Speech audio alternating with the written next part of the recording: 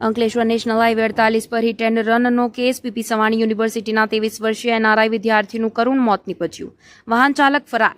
National highway પર કાળમુખો અકસ્માત સર્જાયો. અજાણ્યા વાહનની ટક્કરે વિદેશી વિદ્યાર્થીએ ગુમાવ્યો પોતાનો જીવ. પોલીસ તપાસ તેજ.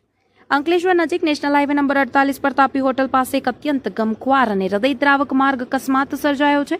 કોસંબા સ્થિત પીપી સવાણી યુનિવર્સિટીમાં અભ્યાસ કરતા 23 વર્ષીય બાઇક સવાર એનઆરઆઈ વિદ્યાર્થીને કોઈ અજાણ્યા વાહન ચાલકે જોરદાર ટક્કર મારી હતી. આ ટક્કર એટલી ભયાનક હતી કે બાઇક સવાર વિદેશી વિદ્યાર્થીનું ઘટના સ્થળે જ કમકાટીભર્યું મોત નીપજ્યું હતું. અકસ્માત સર્જાયા બાદ કાળમુખો વાહન ચાલક પોતાનું વાહન લઈને ઘટના સ્થળેથી તાત્કાલિક ફરાર થઈ ગયો હતો.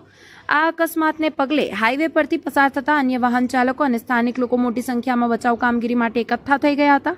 ઘટનાની જાણ વાયુવેગે પોલીસને કરવામાં આવતા અંકલેશ્વર રૂરલ પોલીસનો કાફલો પણ તાત્કાલિક અસરથી ઘટના સ્થળે દોડી આવ્યો હતો.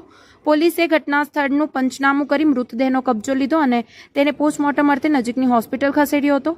પોલીસની પ્રાથમિક તપાસમાં બહાર આવ્યું છે કે મૃતક વિદ્યાર્થીનું નામ હલાલા માઈ ગોવે ખુમાલો છે, જે કોસંબા નજીક આવેલી પીપી સવાણી યુનિવર્સિટીમાં ઉચ્ચ અભ્યાસ અર્થે ભારત આવ્યો હતો.